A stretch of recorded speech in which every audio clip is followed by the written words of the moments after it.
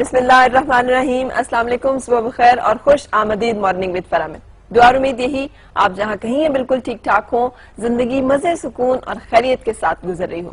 بہت ساری باتیں ہیں اچھی جن کی طرف بھی دیکھنا چاہیے, لیکن بہت ساری باتیں ایسی ہوتی ہیں جن کے اوپر ضرور رک کر غور کرنا چاہیے اور جن کے بارے میں ہمیں بہت سنجیدگی سے ایکشن بھی لینا ہوتا ہے. اس طرح کہ یہ تمام وہ باتیں ہوتی ہیں جو ہمارے کنسرن ہوتے ہیں, یہ تمام وہ باتیں ہوتی ہیں جو ہمارے لیے اہم ہوتی ہیں, اور جو ہمارے لیے اہم ہوتی ہیں ہمیں اس کو دوسروں میں بتانے میں کوئی آر اور جھجک نہیں ہونی چاہیے کہ یہ بات ہمارے لیے کتنی اور کس قدر اہم ہے, اور چونکہ یہ ہمارے لیے اہم ہے اس لیے اس بات کو اہمیت دی جانی چاہیے. مذہب ایک ایسا معاملہ ہے, ویسے تو آج کل کے دور میں جو نعرہ ہے وہ یہ کہ مذہب ہر ایک کا ذاتی معاملہ ہے اور اس کے نتیجے میں بھی ہر ایک شخص کو حق حاصل ہے کہ وہ جس طرح سے اسے پریکٹس کرے. یہ کچھ حد تک صحیح بھی ہے, لیکن اگر ہم دیکھیں کہ پچھلے کافی عرصے سے جو پریکٹس چل رہی ہے کہ اسلام اور اسلام کے جو معاملات ہیں ان کو جس طرح سے پورٹرے کیا جاتا ہے, جس طرح سے ان کے ساتھ کھلواڑ کیا جاتا ہے, کھیلا جاتا ہے, جس طرح سے ان کو مختلف جگہوں پہ توہین کا, تضحیک کا نشانہ بنایا جاتا ہے, اور پھر اس کے بعد اپنی اس روش کو وہ اپنی ایک اعتدال پسندی کو بھی کہہ کے منوا لیتے ہیں, اور اس کے ساتھ روشن خیال بھی وہی ثابت ہو جاتے ہیں, اور اس کے ساتھ معتدل مزاج بھی وہی ٹھہرتے ہیں. حالانکہ جتنا وائلنس اور جتنا اگریشن اور جتنی تضحیک اور توہین اسلام کی غیر مسلموں کے ہاتھوں ہوئی ہے, مسلمانوں کے ہاتھوں کسی غیر مسلم کی یا کسی بھی اور مذہب کی اس طرح کی تضحیک یا توہین نہیں دیکھنے اور سننے میں آئی. آج میں آپ کو اس کی کچھ پریکٹیکل مثالیں دکھاؤں گی, اور میں چاہوں گی کہ آپ انہیں محفوظ رکھیں اپنے پاس, اور جب آپ بھی جائیں مارکیٹ میں تو ان چیزوں کے اوپر بہت دھیان دیں اور ان کو بہت توجہ سے دیکھیں. میرے سامنے اس وقت یہ ایک رگ ہے, اور یہ رگ جو ہے یہ واش روم میں جو ہم ٹوائلٹس میں اپنے یوز کرتے ہیں میٹس, یہ ان کے لیے استعمال ہوتی ہے. اس کے اوپر دیکھنے میں بظاہر ایک ایبسٹریکٹ ڈیزائن نظر آ رہا ہوگا آپ کا, لیکن اگر آپ اس ڈیزائن کو کلوز میں جا کے دیکھیں تو کوئی بھی شخص جو عربی سے ذرا سی دلچسپی رکھتا ہے وہ سمجھ سکتا ہے کہ یہ جو لفظ ہے یہ اس وقت اللہ لکھا ہوا ہے. جس طرح یہ بھی کیمرہ کلوز کر رہا ہے آپ کو شاید اس کے ساری جو لفظ ہیں, ساری جو اس کے حرف ہیں وہ سمجھ میں آ رہے ہوں. میں اس کو اٹھا کر بھی آپ کو دکھا دیتی ہوں.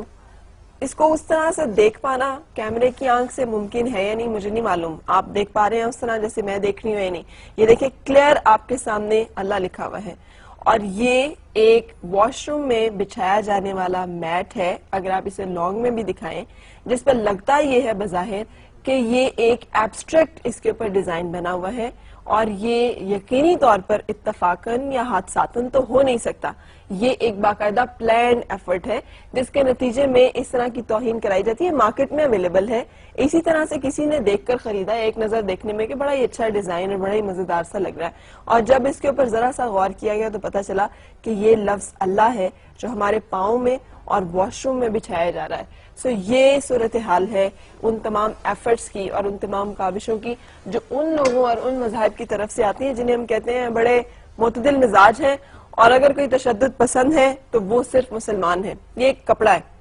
یہ کپڑا خواتین کے لباس بنانے میں استعمال ہوتا ہے.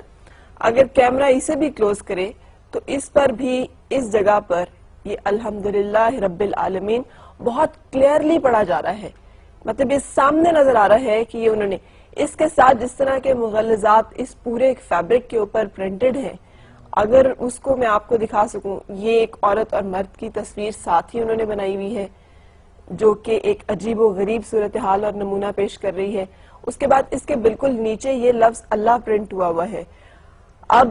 یہ اگر آرٹ کا اتنا ہی خوبصورت نمونہ ہے اور ان کو یہ لفظ اتنا ہی فیسینیٹ کرتا ہے, تو مجھے سمجھ میں نہیں آتا کہ اس لفظ کو اپنی خانقاہوں میں, اپنی درسگاہوں میں لگانے سے تو ان کو بہت اعتراض ہوتا ہے, لیکن اس طرح کی جگہوں پر استعمال کرنے میں ان کو یہ پیس آف آرٹ لگتا ہے. یہ ہرگز ایسے نہیں ہے, اس لیے کہ سب کچھ پلانڈ ایفرٹس ہیں, یہ وہ سازشیں ہیں, یہ ان کی نفرت کا, یہ ان کے ان گھناؤنی عزائم کا, یہ ان سازشوں کا مظہر ہے جو مسلمانوں اور عالم اسلام کے خلاف کی جا رہی ہیں اور مسلسل کی جا رہی ہیں. ہمیں اب جبکہ ہم ساری چیزیں امپورٹڈ استعمال کر رہے ہوتے ہیں,